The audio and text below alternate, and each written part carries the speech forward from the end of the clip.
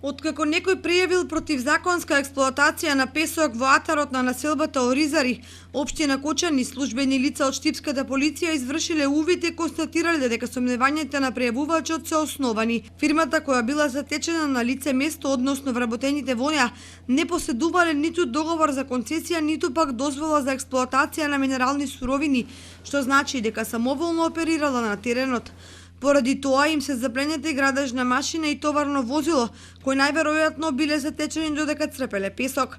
По откривањето, полицијата случајот го предала на Државниот технички инспекторат, која треба да ја продолжи истрагата и да утврди какви димензии има овој криминал.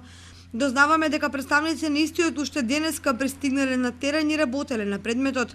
Покрај тоа бил известен и дежурниот јавен обвинител, кој практично бил алармиран да постапува. Поради комплексноста на случајот, засега не се посочува која фирма стои за недозволената експлоатација на песок.